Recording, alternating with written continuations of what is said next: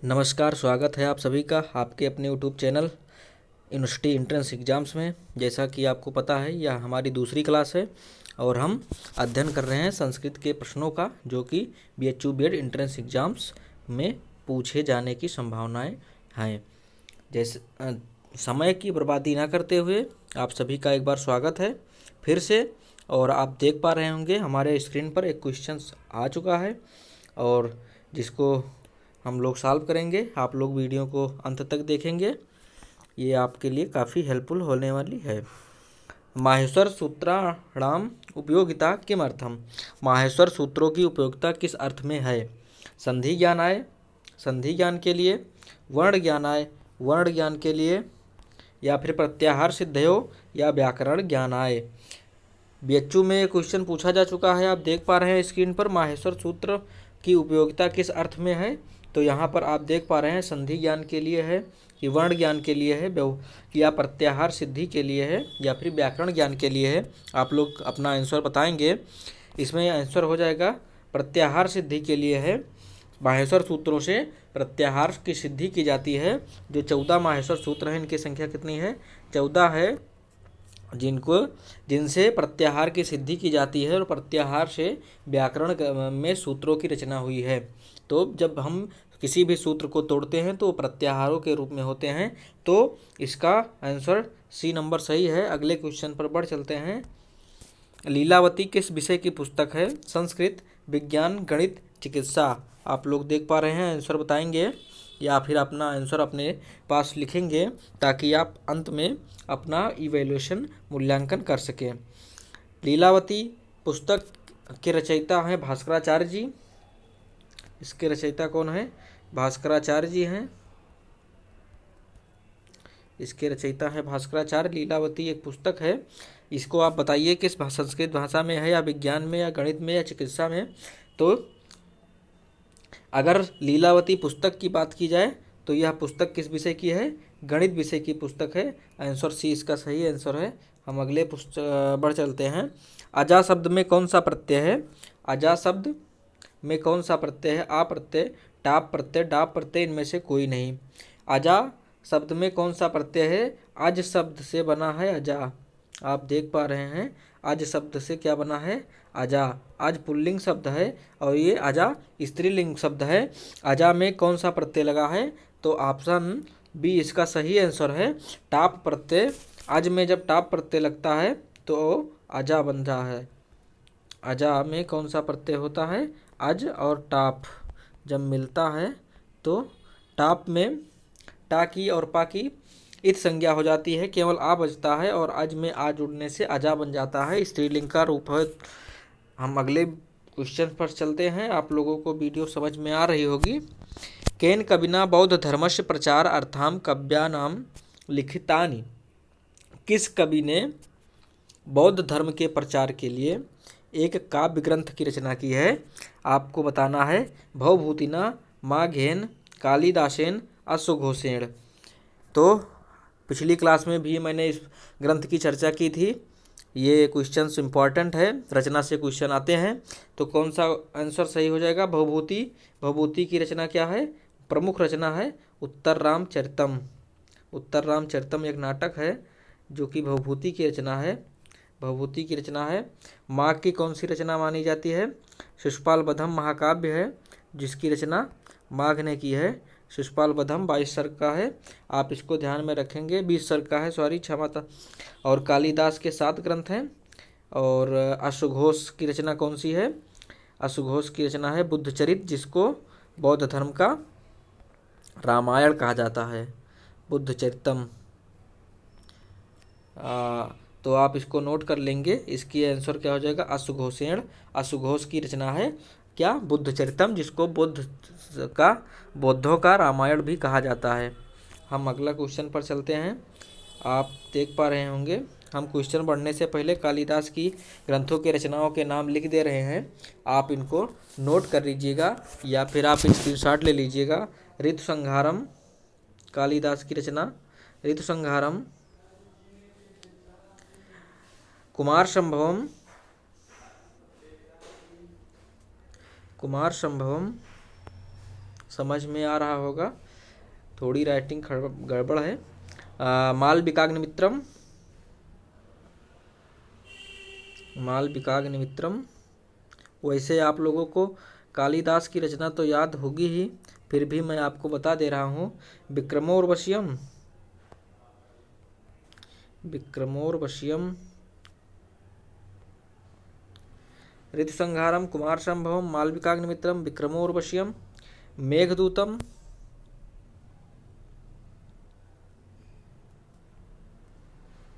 मेघदूतम, रघुवंशम और अभिज्ञान शाकुंतलम। ये मैंने कालक्रम के हिसाब से के अनुसार रचनाओं को लिखा है। आप लोग वीडियो के साथ में लिख लीजिएगा और इसको याद कर लीजिएगा, बहुत ही इम्पोर्टेंट है कालिदास जी। तो इस प्रकार से हमने इनको नोट कर लिया। आप अगले क्वेश्चन पर, आरंभिक वैदिक साहित्य में सर्वाधिक वर्णित नदी है। वैदिक साहित्य में कौन सी नदी का सर्वाधिक वर्णन हुआ है? तो आप लोगों ने इसको हिस्ट्री में भी पढ़ा होगा, संस्कृत के महत्व से भी ये क्वेश्चन बहुत ही इम्पोर्टेंट है। तो सरस्वती, सिंधु, गंगा या सतुद्री? तो सरस्वती क्या है? सबसे पवित्र नदी मानी गई है, इसको पवित्र नदी की संज्ञा दी गई है। और सिंधु नदी का सबसे ज़्यादा बार वर्णन हुआ है। सिंपल सा क्वेश्चन है, आप जानते होंगे। हम अगले क्वेश्चन पर बढ़ चलते हैं। अधोनिर्देष्टुष युग्म पर्यायेषु समीचीनम चिन्हित। आपको इनका मिलान करना है और बताना है। एक तरफ इनकी उपाधि दी गई है और एक तरफ कवि हैं। तो आप देख पा रहे होंगे, आप मिलाएंगे। सबसे पहले घंटा कवि कहा जाता है माघ को। दीपशिखा मैंने बताया था कल कालिदास हैं। विद्योषधम नैषधम नैषधीय चरितम 22 सर्गों की रचना है, जिसके लिए इनको नैषधम कहा जाता है, नैषध काव्यम। और हास भास। तो आप मिला लीजिए, का चौथा हो जाएगा, दीपशिखा दूसरा का कालिदास हो जाएगा, विद्योषधम नैषधम एक हो जाएगा गा का, और हास भास 3 हो जाएगा। आंसर नंबर 1 ही सही है, आप इसको जाने रहिएगा। इसको आप लिख लीजिए और इसी के साथ इसको याद भी कर लीजिएगा, इम्पॉर्टेंट क्वेश्चन है। संस्कृत व्याकरण में प्रत्याहारों की संख्या कितनी है? संस्कृत व्याकरण में कितने प्रत्याहार हैं? ऑप्शंस आर 41, 42, 43 या फिर 44। तो इसकी आंसर क्या हो जाएगा? संस्कृत व्याकरण में प्रत्याहारों की संख्या 43 है। 43 प्रत्याहार हैं संस्कृत साहित्य व्याकरण में। हम अगले क्वेश्चन पर बढ़ चलते हैं। नीति शतक किसका ग्रंथ है? कालिदास, भारवी, भर्तृहरि या बाणभट्ट? नीति शतक किसका ग्रंथ है? नीति शतक में 103 श्लोक हैं। 103 श्लोकों की एक मुक्तक रचना है, जो कि किसकी है? भर्तृहरि की रचना है। भर्तृहरि विक्रमादित्य जी के अग्रज थे। ये है भर्तृहरि जी के समस्त रचनाओं, जो 3 रचनाएं मुख्य हैं उनकी लिस्ट। तो नीति शतक, श्रृंगार शतक और वैराग्य शतक, ये 3 रचना है, इसलिए इनको शतकत्रय भी कहा जाता है। तो आपसे पूछ लिया जाएगा, अगर कहीं आ जाए क्वेश्चन कि शतकत्रय की रचना किसने की है, तो आप आंसर दे देंगे कि भर्तृहरि ने शतकत्रय की रचना की है। या फिर कोई इसमें से एक ग्रंथ आए, चाहे नीति शतक आए, चाहे वैराग्य शतक आए या श्रृंगार शतक आए, आप जाने रहिएगा कि भर्तृहरि ने इसकी रचना की है। हम अगले क्वेश्चन पर बढ़ चलते हैं। मधुधन अरिः इत्यस्य संधि पदम निर्णेयम्। मधुधन अरि में कौन सी संधि का है, और आप इसमें बताएंगे कौन सी संधि इससे होगी, बनेगी। तो मधुरिः, मधारिः, मध्वारी या मध्वरी? तो आपका आंसर क्या होगा? देखिए आप इसमें उ और आ मिलकर क्या बनता है? वा बनता है। तो क्या हो जाएगा? मध्व हलंत वा और अरी।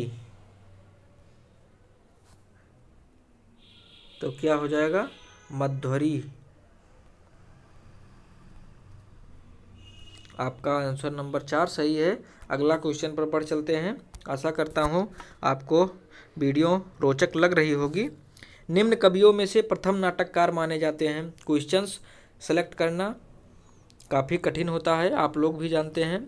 इसलिए कृपा करके आप लोग वीडियो को लाइक करिए, शेयर करिए और चैनल को प्लीज़ सब्सक्राइब करिए। निम्न कवियों में से प्रथम नाटककार माने जाते हैं कालिदास, भास, भारवी या भवभूति। भवभूति की रचना कौन सी है? उत्तर रामचरितम है। कालिदास की मैंने रचना बता दी। भारवी की रचना कौन सी है? किराता अर्जुनियम भारवी की रचना है।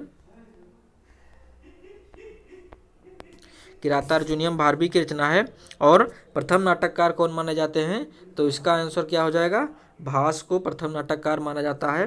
भास ने 13 नाटकों की रचना की है, जिसमें से प्रमुख नाटक के मैं नाम लिख लाया हूँ, आप इसको याद कर लीजिएगा। भास के स्वप्नवासो दत्तम, अभिषेक नाटकम, प्रतिमा नाटक, चार दत्तम और प्रतिज्ञा योगंध नारायण। इनके 13 नाटकों को भास नाटक चक्रम, इनके 13 नाटकों को भास नाटक चक्रम टी गणपत शास्त्री ने एकत्रित किया है। आप देखना चाहें तो मैंने वीडियो भास के ऊपर बनाया है, पूरा वीडियो है, भास को बताया है, लगभग 10 से 12 मिनट का वीडियो होगा, आप देख सकते हैं चैनल पर जाके प्लेलिस्ट में कवियों के परिचय में। तो आपको पूरी रचनाएं वहां से पता लग जाएंगी, लेकिन प्रमुख रचनाएं जो एग्जाम के दृष्टि से पूछे जाने वाली हैं मैंने लिख दिया है, आप याद कर लीजिए। स्वप्नवासो दत्तम, अभिषेक नाटकम, प्रतिमा नाटक, चार दत्तम और प्रतिज्ञा योगंध नारायण। अगले क्वेश्चन पर बढ़ चलते हैं। लृ धन आकृति इत्यत्र संधि स्यात्। लृ धन आकृति में कौन सी संधि होगी? गुण संधि, दीर्घ संधि, यण संधि या प्ररूप संधि? तो देख लीजिए आप, मैंने कल की वीडियो में भी बताया था कि यण और इक दो प्रत्याहार किसमें होते हैं? यण संधि में होते हैं। और लृ किसमें आता है? लृ इक प्रत्याहार में आता है। लृ के स्थान पर क्या हो जाता है? ला हो जाता है। तो लृ धनाकृति बराबर क्या बनेगा? लाकृति बनता है। और लाकृति बनेगा, और लाकृति में कौन सी संधि हो जाती है? यण संधि हो जाती है। आंसर सी सही है आपका। हम अगले क्वेश्चन पर चलते हैं। सर्व शब्द का सर्वनाम पुल्लिंग चतुर्थी एक वचन का रूप होगा। सर्व शब्द का सर्वनाम में पुल्लिंग चतुर्थी एक वचन का रूप क्या होगा? सर्वाय, सर्वेभ्य, सर्वस्मै, सर्वेषाम। तो कौन सा होगा? एक वचन में होगा। देखिए, सर्वाय नहीं होगा, क्योंकि सर्वाय क्या है? जैसे राम का बनता है चतुर्थी विभक्ति में, रामः, रामो, रामा, रामाय चतुर्थी विभक्ति में। लेकिन सर्व क्या है? सर्वनाम है। और राम क्या होता है? पुल्लिंग होता है, सर्वनाम नहीं होता है। इसलिए सर्वेभ्य क्या है? सर्वेभ्य जो है चतुर्थी बहुवचन का रूप है, इसमें सर्वेशम बनेगा। सर्वैषम जो है चतुर्थी एक वचन का रूप होगा। आप सर्व का रूप एक बार देख लेंगे। और सर्वेशाम क्या है? षष्ठी बहुवचन का रूप है। षष्ठी बहुवचन में सर्वेशाम बनता है। आंसर नंबर सी इसका सही है। आप देख लीजिएगा एक बार रूप। सर्वाय कहीं भी रूप नहीं बनता है, सर्व में सर्वेशम बनता है चतुर्थी में। तो ये आपको कन्फ्यूजन करने के लिए दिया गया था। घनश्यामा में कौन सा समास है? घनश्यामा, घन यु श्यामा, घनश्यामा विशेषणम विशेषण बहुलम से कौन सा इसका आंसर हो जाएगा? बहुत ही सिंपल सा क्वेश्चन है। कर्मधारय समास है इसमें। घन यु श्यामा, घन के समान, श्याम है बादल, जो तो कर्मधारय समास इसका आंसर होगा। आप इसको जाने रहिए। विशेषणम विशेषण बहुलम से बना है। विश्लेष होने पर कौन सी विभक्ति होती है? विश्लेष होने पर, जहाँ पर विश्लेष होती है वहाँ पर कौन सी विभक्ति होती है? ऑप्शंस हैं चतुर्थी विभक्ति, पंचमी विभक्ति, षष्ठी विभक्ति या सप्तमी विभक्ति। तो संप्रदान में क्या होता है? चतुर्थी होता है। चतुर्थी संप्रदाने, संप्रदान में कौन सी विभक्ति होती है? चतुर्थी विभक्ति होती है। षष्ठी संबंध मात्र में षष्ठी होती है। और सप्तमी कहाँ होता है? आधार में सप्तमी होती है, अर्थात अधिकरण में सप्तमी होती है। और पंचमी कहाँ होता है? विश्लेष होती है, जहाँ पर अपादान जिसको कहते हैं, तो वहाँ पर पंचमी विभक्ति होती है। बी नंबर ऑप्शन सही है। आप लोग जाने रहिए। और संस्कृत में कारकों की संख्या अगर पूछे तो कारक कितने हैं? 6 कारक हैं। और विभक्ति कितनी है? 7 है। 7 विभक्ति हैं और 6 कारक हैं। कारक कितने हैं? 6 और विभक्ति कितनी है? 7 है। और पंचमी विभक्ति विश्लेष के अर्थ में होती है। अपादाने पंचमी से पंचमी होता है। गंगोदकम का संधि विच्छेद होगा। गंगा ओदकम, गंग उदकम, गंगाधन उदकम कोई भी सही नहीं है। इसमें कौन सा हो जाएगा? गुण संधि हुआ है गंगाधन उदकम। सी नंबर आंसर आपका सही हो जाएगा, गुण संधि है। आप ऐसे संधि विच्छेद देख लीजिएगा, स्वर संधि से क्वेश्चन ज़्यादा पूछने के चांसेस हैं। और अगला क्वेश्चन ले लेते हैं। सम्यक मेलनम करोत रसः वाक्रोक्ति ध्वनि रीति, और इधर दिया है वामना आनंदवर्धना कुंतक। और इसका मतलब क्या है कि संप्रदाय दिए गए हैं और संप्रदाय से संबंधित कवि पूछ रहा है, तो आपको जानना चाहे तो मिलान कर लीजिए। रस के कौन है? भरत मुनि जी हैं। वक्रोक्ति के कौन है? कुंतक हैं। ध्वनि के कौन है? आनंदवर्धन है। और रीति के कौन है? वामन है। तो चौथा घा का हो जाएगा? पहला हो जाएगा। इसमें सी नंबर देखिए आप, केवल एक यही सही होगा, क्योंकि चौथे में घा में वामन रीति है। तो आंसर आप अगर एक विकल्प भी जानते तब भी सही हो जाता। तो इसका क्या हो जाएगा? रीति के वामन है, रस के कौन है? भरत मुनि है, वक्रोक्ति कुंतक के हैं और ध्वनि आनंदवर्धन है। तो आपका आंसर बिल्कुल सही हो जाएगा। आप लोग इसको देख लीजिएगा। अगला क्वेश्चन, सबसे प्राचीन पुराण कौन सा है? सबसे प्राचीन पुराण कौन सा? विष्णु पुराण, शिव पुराण, मत्स्य पुराण या ब्रह्म पुराण? सबसे प्राचीन पुराण पूछ रहा है, तो आपको पता होना चाहिए कि पुराणों की संख्या कितनी है और पुराण में प्राचीन कौन है, आदि पुराण कौन है, कौन से वंश से कौन सा पुराण संबंधित है, इत्यादि क्वेश्चंस आपको पता होने चाहिए। क्वेश्चन पूछा जा सकता है। तो सबसे प्राचीन पुराण कौन सा है? मत्स्य पुराण सबसे प्राचीन पुराण माना जाता है। हम इसको आगे देख लेते हैं। ये मत्स्य पुराण जो है सबसे प्राचीन पुराण है, सबसे प्राचीन पुराण माना जाता है और ये आंध्र वंशावली से संबंधित है। आप इसको चाहें तो नोट करते रहिए कि आंध्र वंशावली से संबंधित है। मत्स्य पुराण, ब्रह्म पुराण को आदि पुराण कहा जाता है। और कुल मिला के पुराणों की संख्या कितनी है? 18 है। विष्णु पुराण जो है वो मौर्य वंशावली से संबंधित है और वायु पुराण क्या है? गुप्त वंशावली से संबंधित है।